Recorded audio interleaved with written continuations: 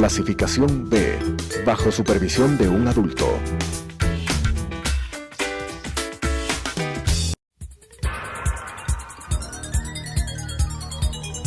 Las opiniones vertidas en este espacio por la producción y dirección del programa son de exclusiva responsabilidad de sus autores y de quienes intervienen en ellos.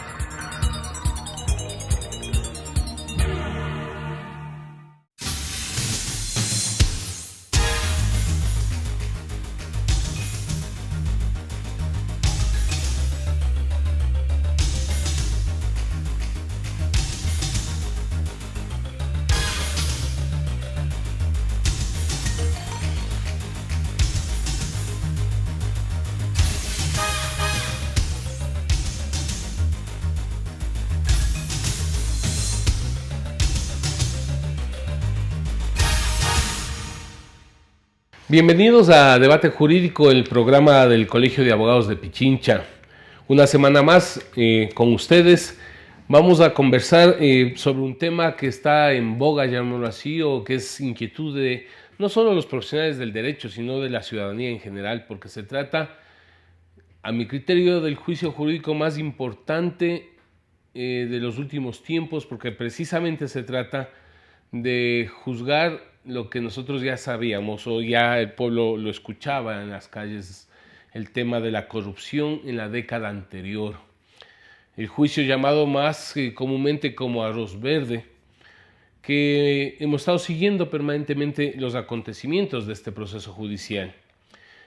Pero vamos viendo que hay algunas dificultades, como que se atrasa, como que se busca excusas, etcétera, etcétera, para que no se juzgue lo que los ecuatorianos queremos, es decir, que se juzgue como corresponde a la corrupción que es notorio. Por lo cual, quiero en nombre del Colegio de Abogados de Pichincha agradecerle a la doctora Gina Gómez de la Torre, es abogada litigante, conocedora de la materia, que nos va a ayudar precisamente a despejar algunas inquietudes sobre algunos acontecimientos que a veces los medios de comunicación no nos establecen adecuadamente. Entonces, Gina, con tu conocimiento quisiera que nos vayas un poco explicando, aclarando, repito, no solo para los profesionales del derecho, sino para la ciudadanía en general. Se presentó una recusación en el proceso. Empecemos por ahí, el derecho a la recusación, ¿en qué consiste y cuáles fueron las causales que presentó el abogado defensor de Rafael Correa? Bienvenida. Buenas tardes, muchas gracias, porque esto debe saberse y debe conocer no solo los abogados, todas las personas de la sociedad deben estar interesados. En efecto, el caso Arroz Verde es un caso bastante complejo, es un caso que va a ser emblemático, de hecho ya lo es emblemático, y lo que se ha notado es que dentro de este caso se busca poner una serie de situaciones, de impedimentos, alargar, dilatar, y eso pasó aquí con el juicio de recusación que les hicieron a los jueces, el doctor Marco Rodríguez, al doctor Saquicela y al doctor León. Pero eso está dentro de del derecho para presentar la recusación. Sí es un existe, recurso, ¿verdad? Sí existe la posibilidad de presentar una recusación cuando se dan los elementos en los que hay una causal de recusación para uno de los jueces. Ya. Pero inicialmente en el caso Sobornos se dio primero una recusación contra Daniela Camacho, que también limitó los tiempos, aumentó todo. Luego se dio otra recusación para seguir avanzando, o sea, dieron otra recusación que también se echó para atrás. Hicieron una tercera recusación que ya no les admitieron porque era sobre un mismo juez. Es decir, en la de Camacho tampoco pasó. No pasó. Y ahora se hace una cuarta recusación dentro del juicio principal. Ya es la cuarta recusación. Pero bueno, la ley les admite que se haga la recusación en una misma causa, en tanto sea contra otro juez, como aquí ya cambiaron los jueces. Explícanos en pocas palabras, ¿qué es la recusación? Porque no todos conocen. Es cuando existe un conflicto de intereses o existe un conflicto entre los jueces y las personas que están en el litigio. Ya. Que, por ejemplo, si uno de los jueces fuera familiar de uno de los litigantes, habría intereses, o si tuvieran un negocio, habría un interés, ¿no? No es lo mismo que competencia. Claro, es distinto. claro, por supuesto. Pero eso fue lo que nosotros recalcamos aquí en este juicio de recusación, porque el momento que plantean la demanda contra los 3 jueces hablaban de un conflicto de intereses. Ya. Aducía la parte demandante que el interés de los jueces era porque habían cumplido la ley, porque habían hecho los sorteos, habían estado como se señala, como corresponde, ¿no? Como corresponde, como les daba la ley. Y decían que eso era un interés personal. Pero luego, ahí fue la sorpresa, cuando yo me pongo a analizar los fundamentos de derecho que presentaba la parte accionante. Ya. Entonces, ellos tenían una causal, 2 causales presentaron, pero ahí fue lo interesante de todo esto, que las causales que presentan no eran las del Código Orgánico Integral Penal. El caso sobornos es un caso penal. Por supuesto. No es un caso civil, es un caso penal. La ley que tienen que aplicar para el procedimiento en lo sustantivo y en lo adjetivo es el COIP, Código Orgánico Integral Penal. Ya. En el COIP está en el 572 las causales para recusar, clarísimas. 1, 2, 3, ya. Pero los señores, el momento en que presentan la demanda, primero dicen que a falta de causales en el Código de Procedimiento Penal, dicen todavía más, se van al Código de Procedimiento Civil, lo dice en la demanda. A ver, Código de Procedimiento Penal... Para empezar ya no hay. Ya no hay, pues. Y civil, menos. Entonces, yo me quedo sorprendida con la demanda, no digo, ¿qué? Y lo dice. En lo previsto en este código se debe aplicar el Código Orgánico de la Función y el Código de Procedimiento Civil. Así pusieron en la demanda. Y el Código de Procedimiento Civil. Yo digo, ¿qué? Pero luego dicen, nos acogemos a estas causales del Código Orgánico General de Procesos. Bueno, digo, ¿qué se les pasó?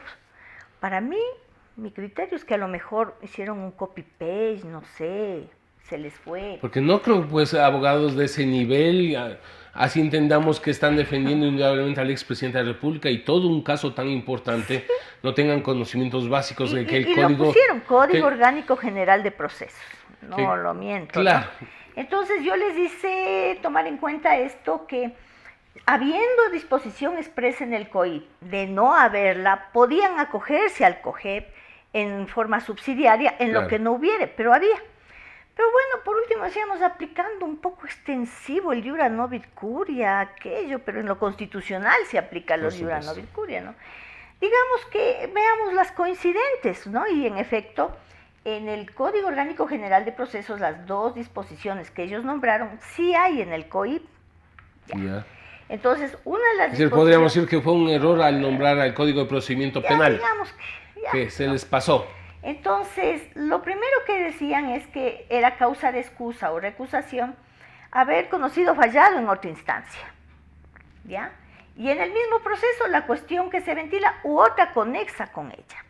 Entonces, en el proceso sobornos no ha habido un fallo del doctor Rodríguez, no ha habido un fallo del doctor Saquicela ni del doctor León. Para ellos, que el doctor Rodríguez haya fallado a favor de Daniela Camacho en la recusación, decían que es conexidad. No, pero es que él participó de un tribunal que resolvió sobre una recusación. Una recusación. No estaba entonces, juzgando No había en absoluto una conexidad, porque la conexidad está dada por ley. Y en el Código Orgánico de la Integral, el COIP, establece claramente qué es la conexidad. Y la conexidad es cuando una causa penal tiene, o varias causas penales tienen identidad de objeto y de sujeto. Yeah. Por ejemplo, digo yo no, en una entidad bancaria una persona se apropia de unos bienes, pasa unos días, vuelve a hacerlo, pasa varios días, vuelve a hacerlo. Entonces, estas 3 son conductas de un delito continuado, pero inician juicio con alguien esta. La segunda la inician con otro la investigación y la tercera con otro. Pero como hay conexidad, se integran en una sola. Entonces dicen, es una sola porque hay identidad de objeto y de sujeto. Pero el que hay una recusación, no hay identidad de objeto y de sujeto. Daniela Camacho era recusada porque según ellos había una causal de recusación, que también confundieron con competencia. y el doctor era otra cosa. Entonces una cosa es una recusación y otra es un juicio penal. Es muy distinto. No hay conexidad.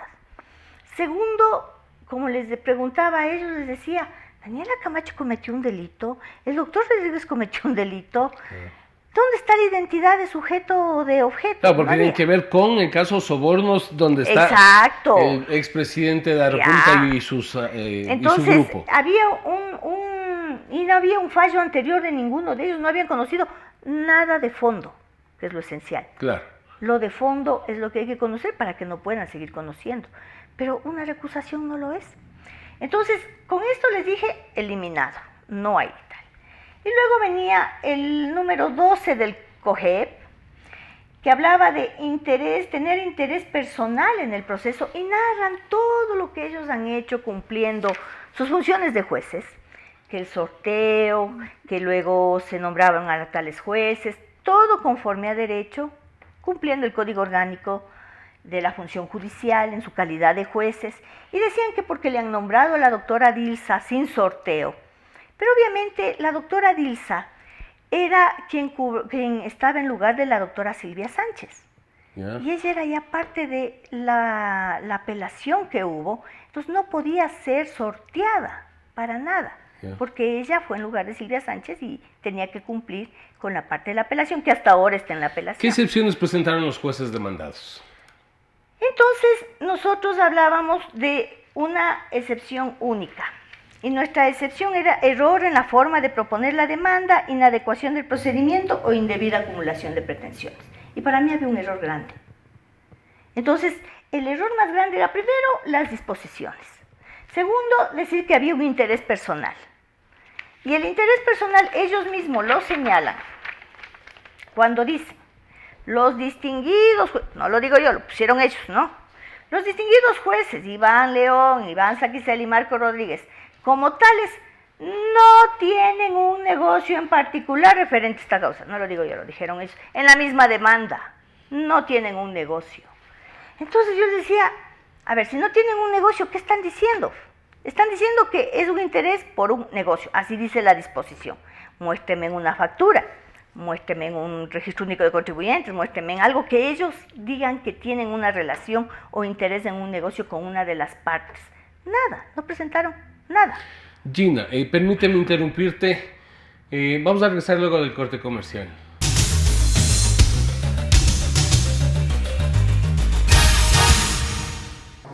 Adriana, cancélame todas las reuniones. No voy a ir a la oficina. Estoy con una jaqueca que no aguanto. ¡El jefe no viene!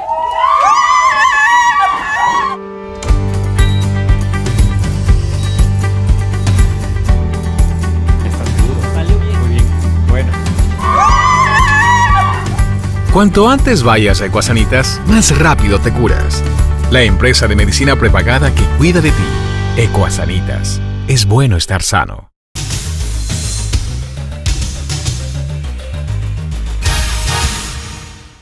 Continuamos con debate jurídico. Para quienes nos sintonizan, estamos con nuestra directa amiga, la doctora Gina Gómez de la Torre, quien es abogada litigante, analizando estos procesos de recusación que vienen planteando precisamente los involucrados, en este caso los abogados del expresidente Rafael Correa. ¿Qué respondió el accionante Edwin Jarrín luego de la contestación a la demanda? No, pues lo mejor de todo, yo le dije que, le exigieron los jueces que actúe la prueba, porque nosotros ya le habíamos indicado que no había interés personal, que él debía presentar una partida de matrimonio, de nacimiento, un RUC, algo para mostrar interés personal en un negocio o claro, tener algún grado de afinidad, consanguinidad con las personas. No presentó nada. Pero había algo que en especial, no voy a negar, yo creo que eso, yo incluso le di un consejo. Hay que renovar los códigos. Porque ellos habían puesto en la demanda el artículo 164 del Código Orgánico de la Función Judicial. Y este artículo no solo había sido ya cambiado, hace 5 años fue derogado. ¡Qué barbaridad! Y lo ponen como parte del sustento jurídico de ellos. Y ante eso no dijeron nada. Entonces todo esto fue tomado en cuenta por parte de los juzgadores. También que en el sustento jurídico ponen impugnación de la competencia. o bien impugno la competencia en el juicio principal, que en cualquier momento puedo impugnarlo, o puedo impugnarlo en la etapa evaluatoria de juicio, donde puede conocerse procedimiento procedural, cuestiones prejudiciales y competencia, pero en el juicio principal, no a través de una recusación, impugno la competencia. Es decir, mezclamos ahí. Sí, agua con aceite. Claro. Una cosa es la competencia y otra es recusar. Aquí tengo causales, la conducta del juez tiene que tener las condiciones para que se adecúen a una de las causales. Yo digo, ¿no será que como no tienen argumentos, porque no creo que sea ignorancia, si lo plantean para ahí sí dilatar? Es que ahí es lo que nos pone a pensar la forma en que presentan una demanda en estas condiciones, abogados de esa connotación. ¿Qué finalidad tiene? Porque si no están conscientes de lo que han puesto ahí, señor Rafael Correa, tienen que cambiar de abogados. No hago criterio. Claro, porque si no, con esa defensa complicado. ¿Quiénes fueron los jueces y cuál fue la resolución sobre este tema? Bueno, estaba de ponente el doctor Hacho y le acompañaban la doctora Dilsa Muñoz y el doctor Wilman Terán, quienes le insistieron que actúe la prueba.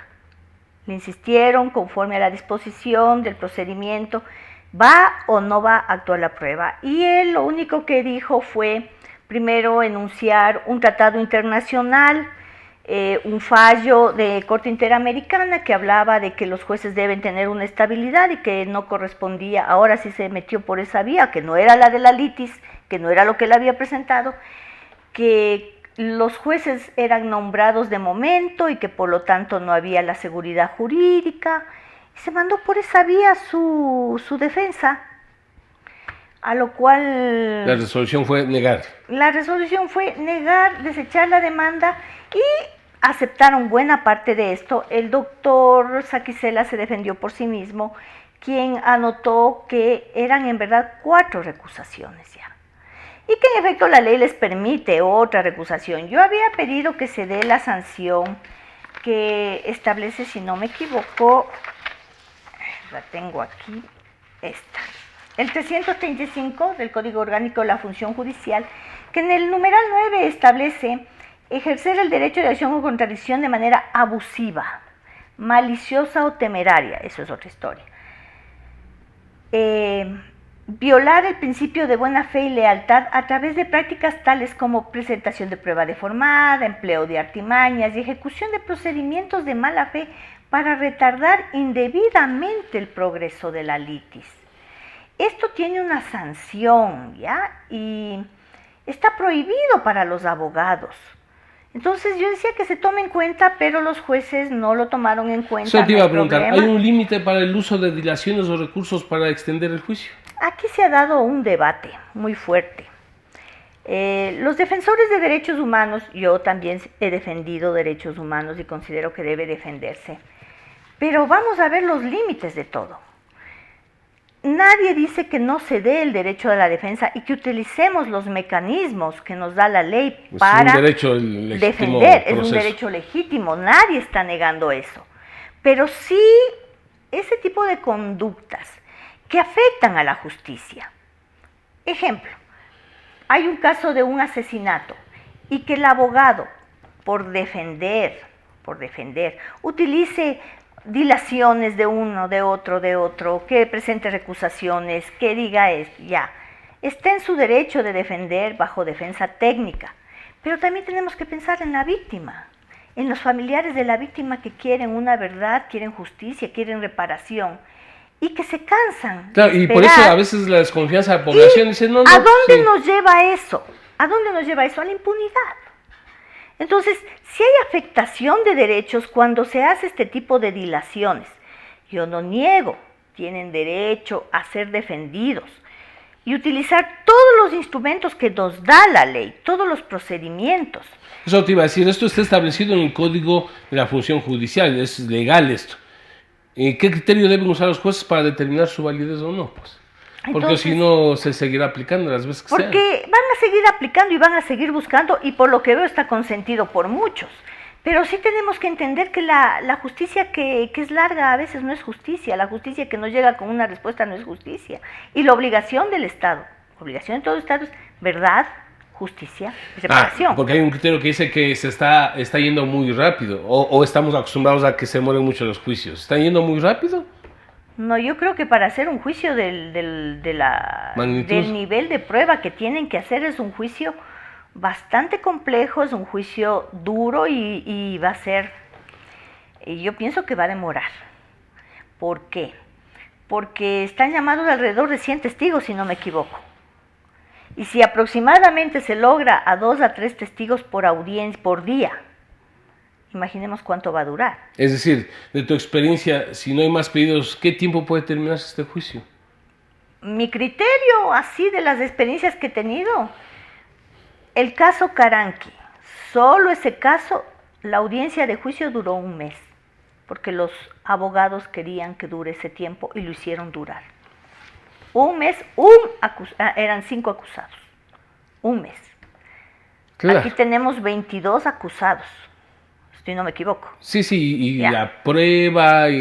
Luego los testigos. Digamos que llegan a una sentencia, que lo hagan en un tiempo interesante y la fiscalía considere y hayan logrado hacer acuerdos probatorios, todo, ya.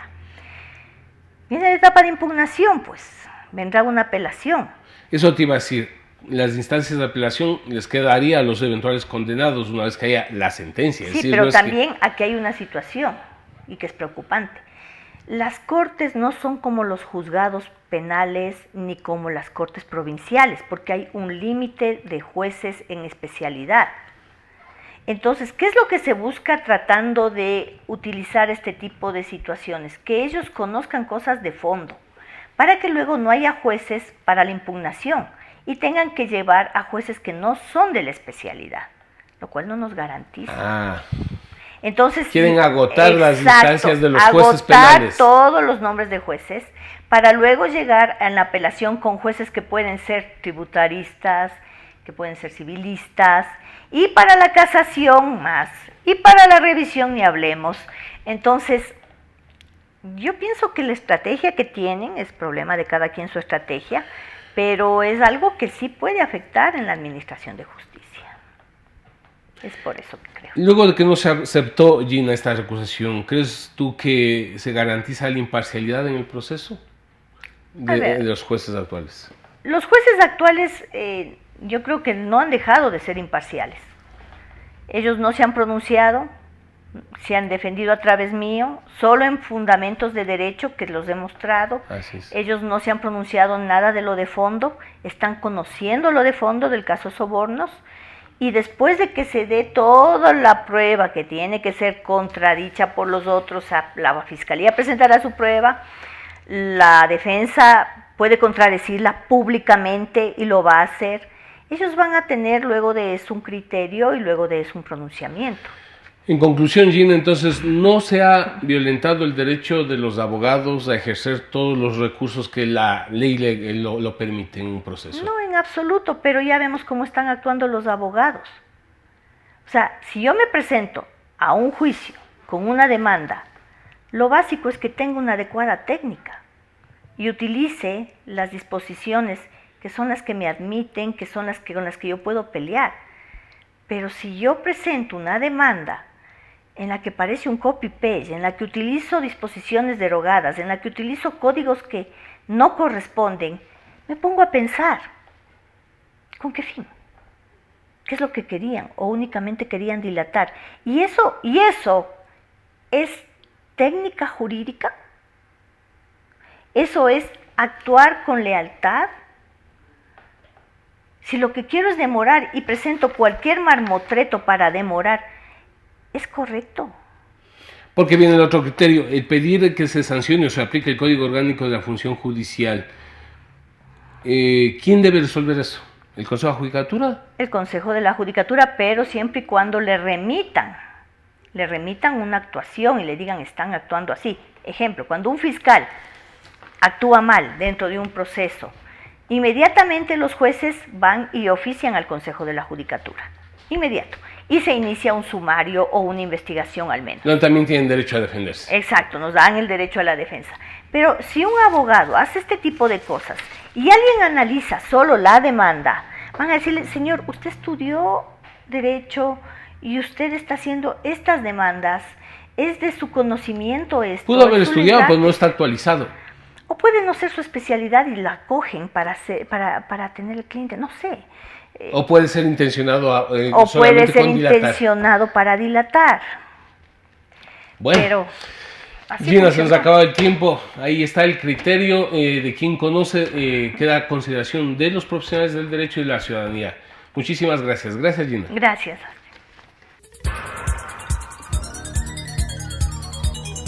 Las opiniones vertidas en este espacio por la producción y dirección del programa son de exclusiva responsabilidad de sus autores y de quienes intervienen en ellos.